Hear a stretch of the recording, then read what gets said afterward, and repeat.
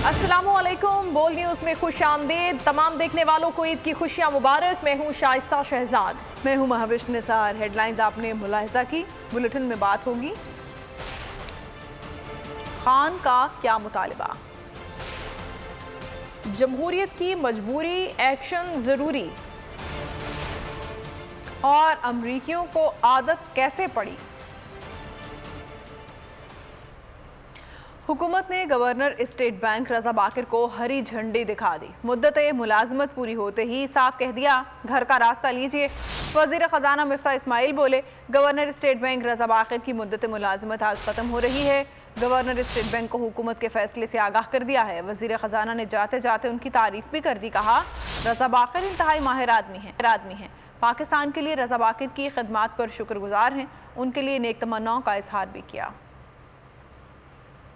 हुकूमत ने governor state bank रजा बाकिर को हरी झंडी दिखा दी। मुद्दत मुलाजमत पूरी होते ही साफ कह दिया कि घर का रास्ता लीजिए। वजीर खजाना मिफ्ता इस्माइल बोले, गवर्नर स्टेट बैंक रजा बाकिर की मुद्दत मुलाजमत आज ख़त्म हो रही है। गवर्नर स्टेट बैंक को हुकूमत के फैसले से आगाह कर दिया है। वजीर खजाना ने जाते जाते उनकी तारीफ भी कर दी। कहा, रजा बाकिर इंतहाई माहिर आदमी हैं। पाकिस्तान के लिए रजा बाकिर की खिदमात पर शुक्रगुजार हैं। उनकी खिदमात और इस सिलसिले में नेक तमन्नाओं का इजहार करते हैं।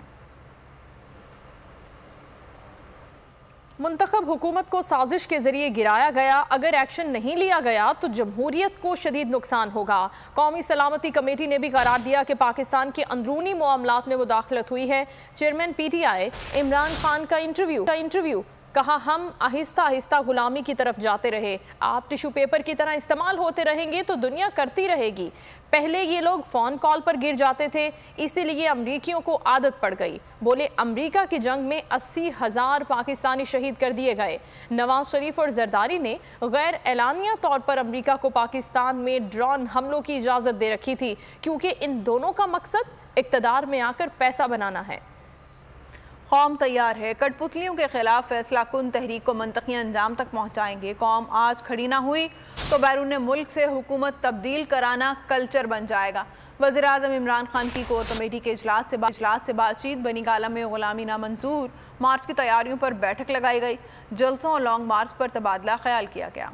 गुलामी नामंजूर मार्च की तैयारी। ईद के दिन भी रही प्लानिंग जारी। बनी गाला में इमरान खान की ज़ेरे सदारत कोर कमेटी का इजलास हुआ। आइंदा के लाए अमल पर भी बात हुई। मियांवाली, झेलम, फैसलाबाद, सियालकोट और चकवाल समेत मुख्तलिफ शहरों में आइंदा जलसों के प्रोग्राम पर तबादला ख्याल किया गया। इमरान खान ने चांद रात पर बड़े पैमाने पर शहरियों की जानिब से बाहर निकलने पर इत्मीनान का इजहार किया। इमरान खान ने कहा, बैरूनी साजिश के नतीजे में हुकूमत की तब्दीली की साजिश की एक और मोतबर शहादत अमरीका से मौसूल हुई है। पाकिस्तान को मुस्तकिल गुलामी की जंजीरों में जकड़ने के लिए मकामी मीर जाफरों ने सहूलतकारों का किरदार अदा किया। बतौर रियासत इस बैरूनी साजिश में कारफरमा किरदारों की निशानदही न की तो बैरूनी मुदाखलत और गैरों की सहूलतकारी का कल्चर फरोग पाएगा। इमरान खान ने कहा, पाकिस्तान को हकीकी आज़ादी दिलवाने का अज़्म किया है, किसी तौर पर पसपाई इख्तियार नहीं करेंगे। कौम सियासी तकसीम से बालातर होकर पूरी यकसुई के साथ मुल्क की आज़ादी और कौमी खुद मुख्तारी के तहफ़्फ़ुज़ के एजेंडे के साथ है। मई के आखिर में होने वाला गुलामी नामंजूर मार्च पाकिस्तान की हकीकी आज़ादी का पेश खैमा साबित होगा। कौम तैयार रहे, कठपुतलियों के खिलाफ फैसला कुन तहरीक को मंतकी अंजाम तक पहुँचाएंगे। इससे पहले कि हालात इमरान खान के हाथों से निकल जाएं, इस्टेब्लिशमेंट को बीच में आना चाहिए। सरबराह अवामी मुस्लिम लीग शेख रशीद ने मुतालबा कर दिया। कहा, 90 दिन बाद इलेक्शन की तारीख दें, इमरान खान को मैं राजी करूंगा। मैं अदारों से, मुख्तदर ताकतों से, एस्टेब्लिशमेंट से दरख्वास्त करना चाहता हूँ कि बीच में पड़े, कॉल हो जाए और हालात इमरान खान के हाथ से भी निकल जाएं। लातदाद शहरों में राना सनाउल्लाह साहब ने मुकदमे कराए हैं, खास तौर पे फैसलाबाद मदीना टाउन वाला तो उनका खास मौलवी है। राना सनाउल्लाह साहब बताएं कि 9 शहरों में से मैं किस शहर में गिरफ्तारी दूं। इस मुल्क की बदनसीबी है, 300 आदमियों को इन्होंने पहले दिन ही ECL से निकाला, जिसमें 1-1 लाख, जिसमें 1-1 टन पाउडर का केस है, एफिडीन का केस है और हेरोइन का केस है। मैंने चारों आर्मी चीफ्स को, IG, FIA को, IG, IB को, DG ISI को, MI को, DG MO को, आर्मी चीफ को लिखा है कि देखें ये कौन लोग हैं। मैं राना सनाउल्लाह का इंतजार कर रहा हूँ। सिर्फ मुझे खौफ है कि मेरे शहर की फजा बड़ी खौफनाक है, तशवीशनाक है, गंभीर है। मेरा काम बताना है। ये इस मुल्क में साजिश हो रही है कि इस तहरीक को, जो कि कॉन्स्पिरेसी है, जो कि क्या कहते हैं मुदाखलत है, इसको फौज के खिलाफ टर्न किया जा रहा है। वज़ीर दाखिला राना सनाउल्लाह कहते हैं तहरीक इंसाफ के किसी भी शहर में चंद दर्जन से ज़ायद लोग नहीं, मार्च के इस्तकबाल का मुंतज़िर हूँ। वज़ीर दाखिला ने कहा शेख रशीद को जान का डर है, वो खुदा का खौफ करें, मुझ पर इल्ज़ामात ना लगाएं, मेरे खिलाफ थानों में दरख्वास्तें जमा कराने से कुछ नहीं होगा। उन्होंने कहा कि 74 साल तारीख में कोई ऐसा शख्स नहीं आया जिसने चांद रात को भी एहतजाज किया हो। शेख रशीद साहब अब दरख्वास्त उठाए फिरते हैं कि जी मुझे बड़ा खतरा है, मुझे जान से मार दिया जाएगा, तो खुदा का खौफ करो, तुम जो है वो उम्र के जिस हिस्से में हो, तुम अपनी कब्र के बड़ा करीब हो, तो ये किस किस्म की हरकतें तुम कर रहे हो और मेरे ऊपर इल्ज़ाम लगा रहे हो। मुझे क्या ज़रूरत है कि इस तरह के हीलों बहानों से बात नहीं बनेगी। तुम्हें माफ़ी मांगनी चाहिए, तुम्हें इस वाक़े की मजम्मत करनी चाहिए और इससे अपने आप को अलहदा करना चाहिए। ये शेख रशीद साहब मेरे खिलाफ दरख्वास्तें थानों में जमा कराने से आपकी बचत नहीं होगी, आपकी बचत ये अपने भतीजे की मजम्मत करें, अपने भतीजे की जो वीडियो है उससे डिस्टेंस इख्तियार करें। यानी ये एक ऐसी प्रोपेगेंडा गवर्नमेंट थी कि ये इन्होंने प्रोपेगेंडे की बुनियाद के ऊपर इन्होंने अपनी जो है वो जद्दोजहद की। यानी इसकी जद्दोजहद का अगर आप बुनियादी नुक्ता ढूंढे ना तो वो क्या है, प्रोपेगेंडा। ये जो आप हरकतें अब कर रहे हैं इनका भी आपको जवाब देना पड़ेगा। ये जो आपने लोगों की चांद रात खराब करने की कोशिश की है, आप कर नहीं सके लेकिन कोशिश आपने की है, इसका भी आपको हिसाब देना पड़ेगा। शाह महमूद कुरैशी कहते हैं अवाम ने इम्पोर्टेड हुकूमत को तस्लीम करने से इनकार कर दिया है, मई में दोबारा अवाम के पास जाएंगे। पूरी पीडीएम पहले इलेक्शन चाहती थी, अब क्यों खौफजदा है? आईनी रास्ता है, हम कोई गैर आईनी तकाजा नहीं कर रहे, हमारा कोई मुतालबा गैर आईनी नहीं है।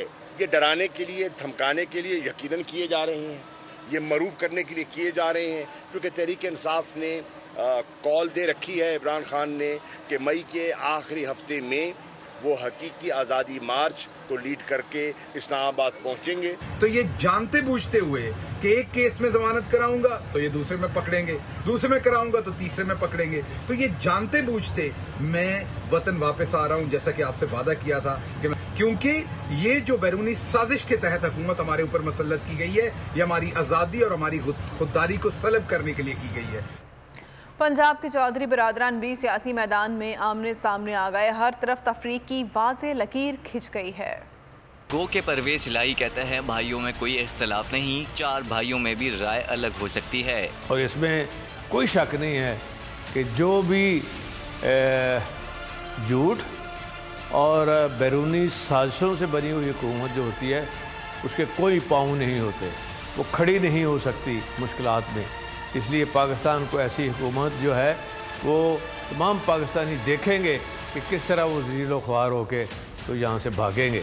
पाकिस्तानी सियासत में पहली बार बड़े पैमाने पर सियासत में नजरियाती इख्तलाफ पैदा हो गए। हमेशा साथ आने वाला नाम चौधरी बिरादरान अब अलग अलग नजरियात पर खड़ा नजर आने लगा। चौधरी सालिक का मामला भी वाज़ेह दरार बन गया। परवेज इलाही इमरान खान के नजरिए के साथ खड़े होकर दुआ कर रहे हैं कि इमरान खान की क़यादत में पाकिस्तान को आलम इस्लाम में वो मकाम मिले जो पाकिस्तान हासिल नहीं कर सका। दूसरी तरफ चौधरी शुजात नून लीग के बयानिए के साथ खड़े हैं। यही वजह है कि चौधरी सालिक वफाकी काबीना का हिस्सा भी हैं। चौधरी शुजात ने मदीना मुनव्वरा में होने वाले दिलखराश वाक़े में PTI को शदीद तनकीद का निशाना बनाया। कहा वाक़या अफसोसनाक और पाकिस्तान की बदनामी का सबब है। जिन लोगों ने ये सब किया वो अपने घरों से मुबारकबादें वसूल करके यहाँ आए थे। इन्हें रमज़ान के मुकद्दस महीने में मुकद्दस हरम की बेहुरमती नहीं करना चाहिए थी। सियासी इख्तिलाफात अपनी जगह, लेकिन मुकद्दस मकामात का अदब व एहतराम पामाल नहीं होना चाहिए।